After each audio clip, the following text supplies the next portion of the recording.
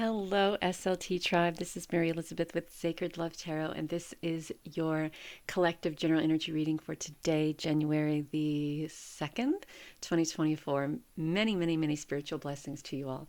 This is a collective reading for all sun, moon, and rising signs.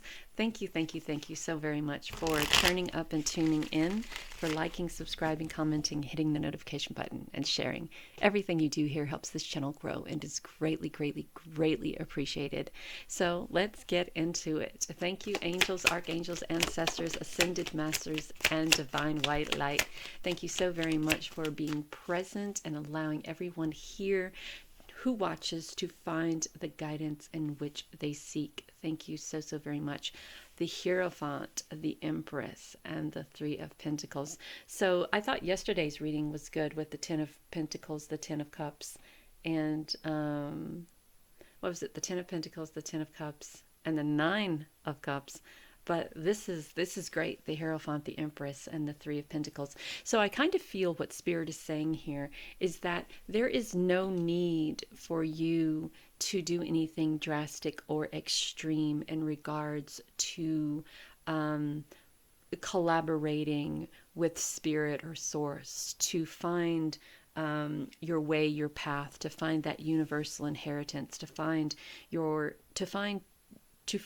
and to gravitate towards your wants, needs, dreams, and desires. I think the Hierophant here is all about balance, and not just balance, but connecting to divine energy and not doing anything out of the box and anything extreme when it comes to tapping into your divine energy. We have the Empress here, who is the divine feminine, and she is the queen of the Empress, what's the highest word? The queen, the Empress, the goddess of creation, right?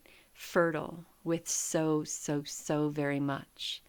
And the light that she carries is to guide your desires to you, to guide those things in the spiritual realm to you, and allows you to manifest, to birth those ideas, those dreams, those wants, those needs and desires.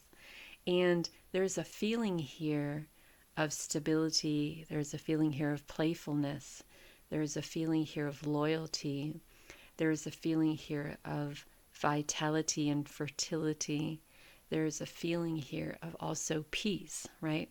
I am at peace with the seeds that I plant, with the ideas that I send, with the opportunities that I birth, right? I am at peace knowing that just by being who I am and doing what I do, that this too will come to fruition.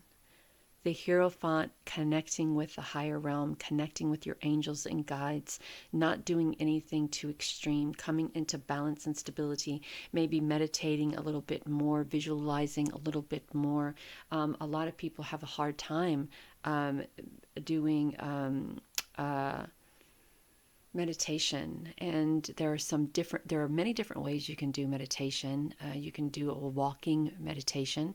This is just walking and chanting while you walk, oming while you walk. There's shower meditation, closing your eyes while you're in the shower, meditating and allowing yourself to release all of the energy of the day that does not resonate with the energy that you choose to feel. There is, of course, the regular type of meditation. You can do meditation doing anything. It doesn't mean stop for 10 minutes what you're doing. And I know a lot of people do that. They put 10 minutes aside and they stop everything that they're doing to kind of get balanced and go within. A lot of people find that difficult to do. So I find myself meditating when I am doing things that I enjoy, when I'm gardening, when I'm outside, when I'm talking to grandma, grandpa, and the family of trees, when I'm out with the dog, when I am on a jaunt outside in the world to do something. I find myself talking to spirit. I find myself chanting or oming it out, as I like to say. So it doesn't necessarily mean sitting and trying to, I know a lot of people find it very hard to get focused. And have you ever noticed that when you start doing things with your hands, your mind quiets? So if you're gardening, you're thinking not about everything that has happened in your day, but you're focused on what you're doing, and that is a great time. Get your hands moving. Do something with your hands. Crochet. I have a friend who crochets. She crochets, and at that time, it's easy to kind of quiet the mind and let your hands do their thing. And then as you're doing your thing, to break out in a little chanting or a little oming, right? So, and as you do it the way you feel comfortable doing it, then it will just become natural. So you don't have to go through any extremes or do any extremes. And you may have a conversation with people in regards to how do I do this and how do I do this, and everyone truly does have their own opinion how things should be done.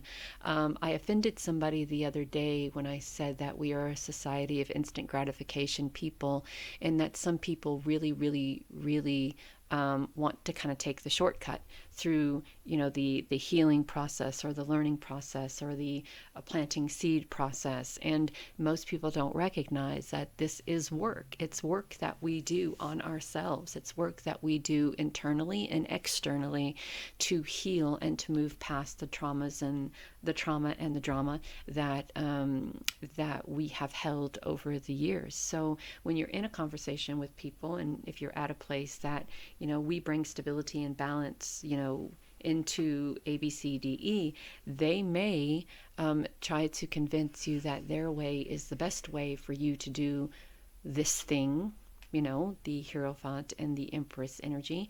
And it's okay if their way isn't your way. And it's okay if you kind of choose to do your own thing, right? It's okay if that particular thing doesn't resonate with you, and it's okay to find whatever particular thing does resonate with you, and how you meditate and how you connect and how you manifest, right? As long as you're bringing stability and balance and different energy into the equation, then things are going to start moving, as opposed to feeling uncomfortable attempting to do something and allowing that energy to close you off. That defeats the purpose of what it is that you're trying to do. So as you're working your way through this, there is an opportunity presented to you. Perhaps maybe that's what the Three of Pentacles is. Maybe you're in this space of having a job interview or a collaboration with others on an online website or something. This is going to take some time to come to fruition, because there are a lot of things that need to be done, a lot of things that need to be planned, a lot of things that need to be said. This is balance and stability coming in. So you're on the right path here. You're planting seeds. You're doing what you need to do for you. You're not taking any drastic measures. You're not thinking outside the box. Now's not the time to do that. It's 11:11 on my clock.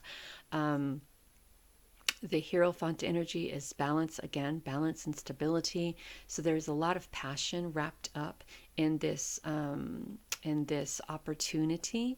Just know that you are not obligated to do things the way others may attempt to force you to do, right? You're coming into a time of transformation. And these people may say, well, things have to be done this way because why? Well, because I say so, or this is the way they've always been done.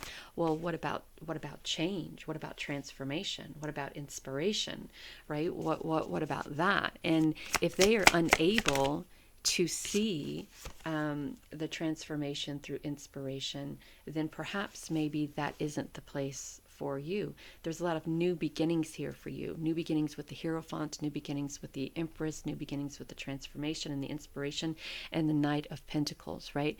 And this is not a time for you to go along with the crowd just because someone says this is the way it should be.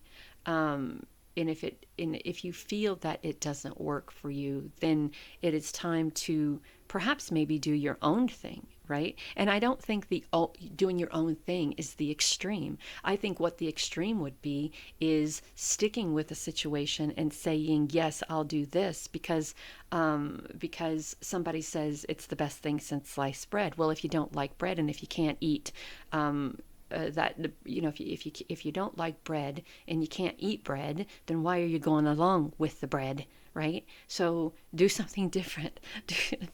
That was such an idiotic compatibility. It was the first thing that popped into my head. So there it is. But whatever the case is, you're headed for new beginnings and you're headed for transformations. Be receptive to that. Use your intuition and do what you feel is best for you. Know that you are... no, not yet, because we have these. We have these starseed cards. I love these so much. Release, love it. Wisdom, love it. So release anything that keeps you from your path of authenticity. Don't go along with the crowd. Going along with the crowd isn't your path of authenticity. It's you trying to calm the waters. It's you trying to not cause a stir, right? See your adversaries as opportunities to expand your spiritual light. So if you choose not to go along, this is you choosing to expand your horizon, expand the knowledge of what it is that you do and what it is that you don't like, what it is that you do like, what it is that you don't like, what you will settle for and what you won't settle for, right? Observation. Expand your consciousness by observing the divine matrix of life. So we have a lot of expansion here.